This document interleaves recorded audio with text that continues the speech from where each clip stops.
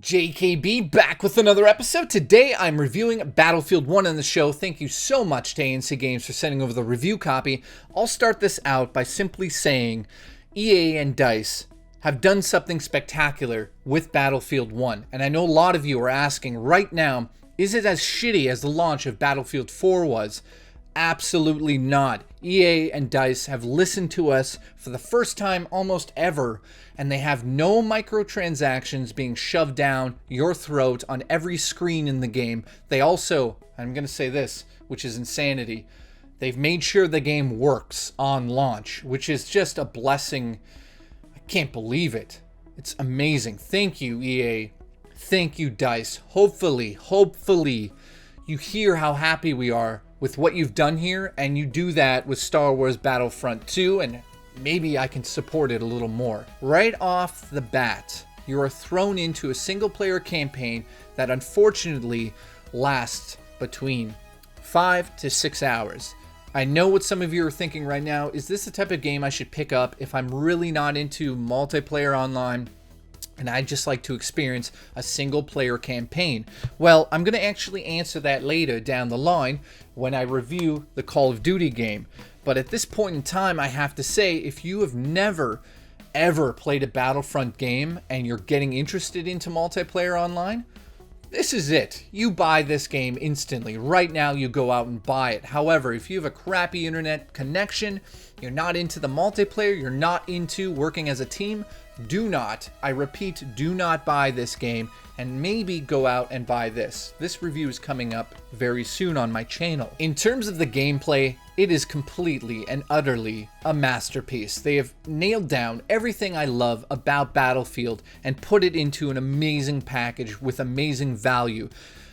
How do I even begin to explain what you can do in this game? Of course, I think it's very important to announce right here at the beginning of a review, if you're a lone wolf type player, there are aspects of this game that you'll really enjoy in multiplayer. There are different modes that really cater to you as a gamer. However, if you are the type of fan of being in a squad and using communication with your teammates to take a battle and win it and really strategize with your teammates, this is it. There's nothing even like this out there. I mean, of course, Battlefield 4 had that aspect, but this, in terms of battlefield sizes, the actual size of the map, they've decided to expand the map and make it gigantic. And some of the battles here are so epic in scale, and they feel just like you're in World War I. One of the aspects that I absolutely love about the Battlefield series was the destructible environments, and they feel more dynamic this time around.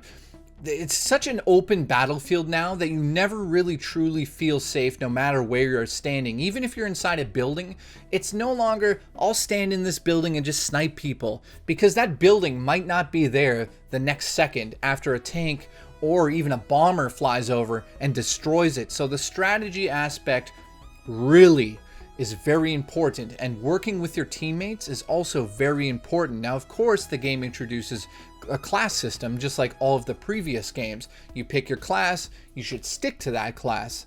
That's something you really should focus in on, because this game is so massive at times.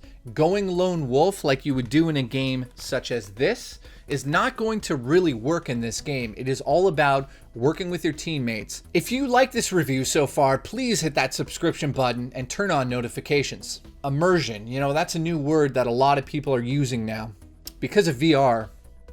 But I gotta say, even though that this is not a VR game, the immersion level in Battlefield 1 is spectacular.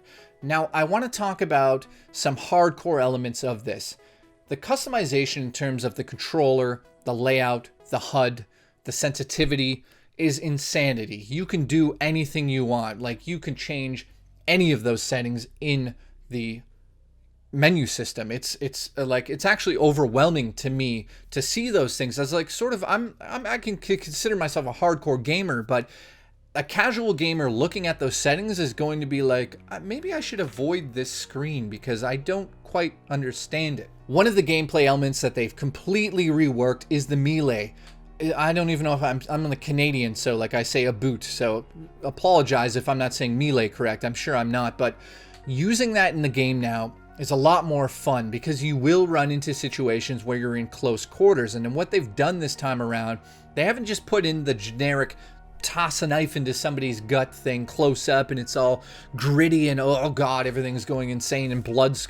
No, they've decided to make it a bit of a strategy now, and they have a heavy attack and a light attack in terms of the melee attacks. And they also have tons of melee weapons that you can totally change out during battle, which is like so interesting to me. Never thought that I would see that in a game, but it's one of those small little touches that they brought to the strategy. So as you can see now, you get into these conflicts in a room and maybe the other guy's got a heavy weapon and you've got just a light weapon.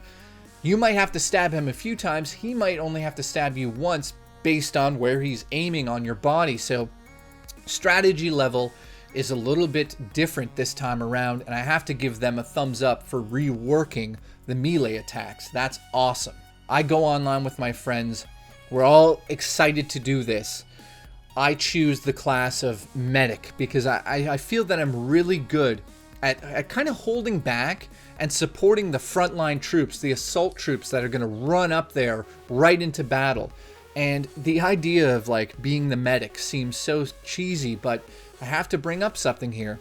Being the medic or support or even the scout who uses a sniper rifle from a distance, it's so fulfilling. This game is so fulfilling and rewarding, and it really gives you the feeling of like achievement and you've done something amazing in the game. There's nothing quite like jumping into a tank or jumping into a plane and driving a bunch of soldiers out to battle and then taking over, you know, a teammate's flag post, and you've conquered a base. And I was the person that drove those people out to there, and I helped them fight and take over that base with my precision aiming and with my strategy as telling them what to do in the mic, saying go right, go left, here comes a plane, we're going to be bombed.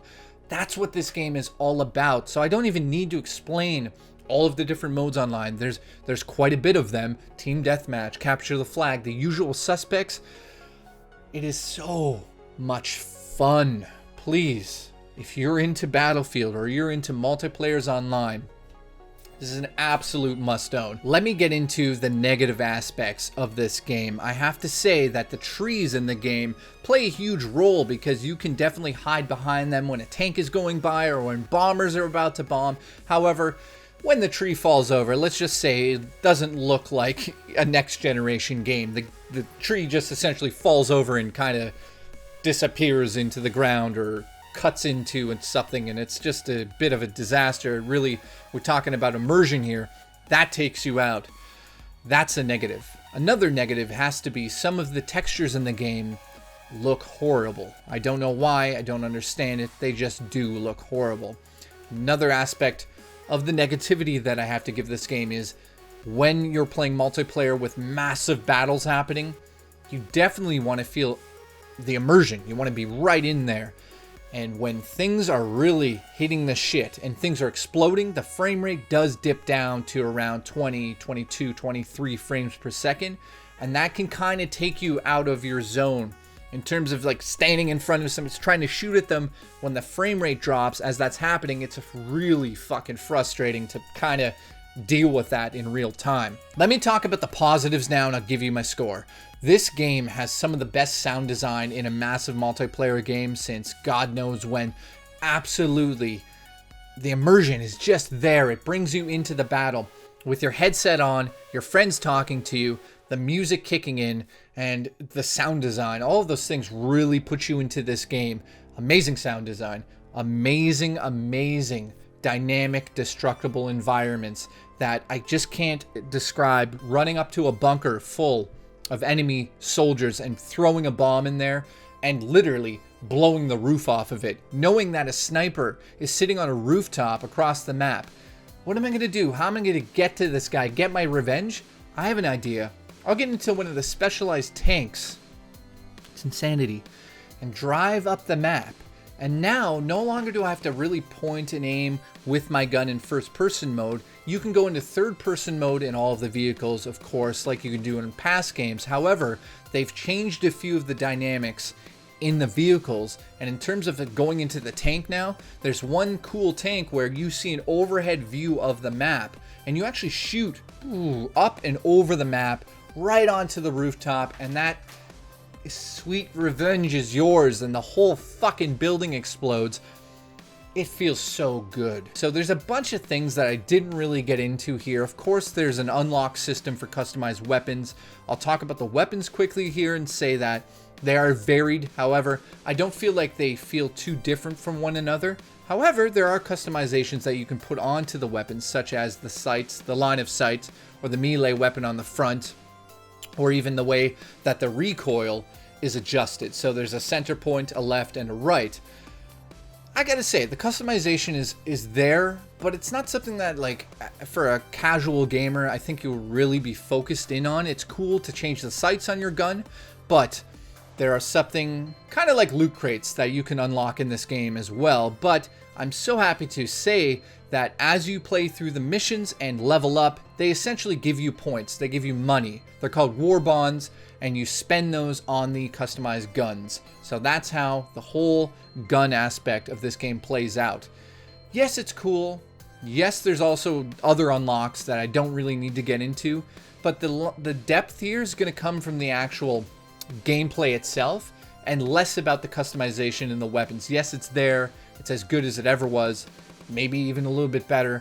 But yeah, those are the positives of Battlefield 1. And overall, I'm going to give Battlefield 1 a 9 out of 10 with glorious applause to EA and DICE. Thank you so much, DICE and EA, for listening to the fans and giving us a game that we absolutely wanted. Thank you for watching the review. If you want to subscribe to me, you can actually click the logo right there, and you can also check out some of my latest reviews that are also flying above my head right now. Thank you so much for watching.